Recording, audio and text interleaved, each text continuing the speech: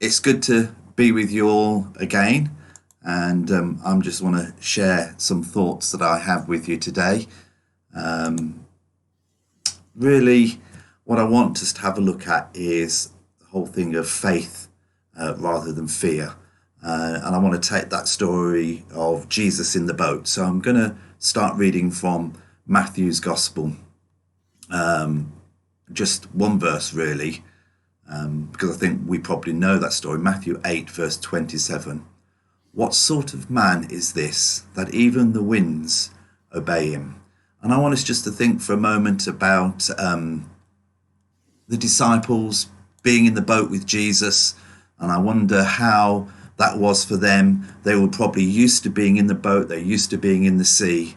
But then all of a sudden, an unexpected storm comes along and threatens their life and everything. And really, that's just like life has been for us, hasn't it? You know, we've been going along, life's been absolutely fine, we've been doing things that we do normally. And then this virus has come along and totally changed everything around. And for the disciples in the boat, they were seeing that Jesus was asleep and resting in the boat. And instead of looking at his peaceful reaction and thinking he's okay, he's got it all in control, they allowed their situations to dictate to them. And once they had allowed their situations to dictate to them, they then started begging Jesus to do something. And yeah, he calms the storm for them, but not before asking, why are you afraid? And this gentle rebuke showed a lack of faith. It wasn't because they didn't believe Jesus could save them from the storm, but they were struggling to see that he could get them through it all. And I think that's the same as life is for us today. It's not that we don't think Jesus can heal, that Jesus can't get us through everything, but can he really do that for me and for you? So 3 little things just to encourage us. God has the power over every storm. If the wind and the waves had to obey him, then surely everything else has to obey him.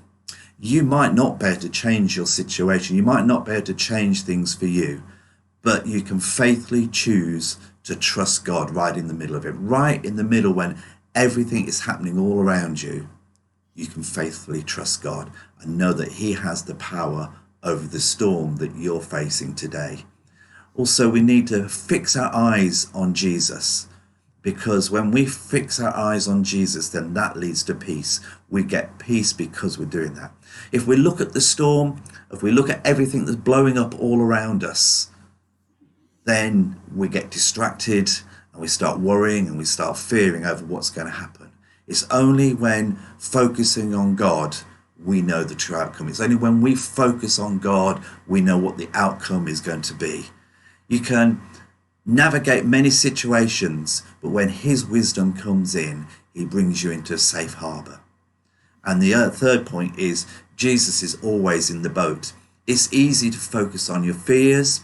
It's easy to focus on all sorts of things, but when you're not in control of your future, when you don't know, when everything is so unsure, let's be thankful that Jesus knows the future. Let's be thankful that he is right by our side and he knows what we're going through. You can always live a life of faith when your eyes are upon Jesus, because he's there with you. So, just to finish off with, whenever you find yourself overwhelmed by life, you have 2 choices. You can focus on your circumstances, or you can fix your eyes on Jesus. If you choose to look to Jesus above everything else, you'll start beginning to see the storms you face are not as nearly as powerful as he is.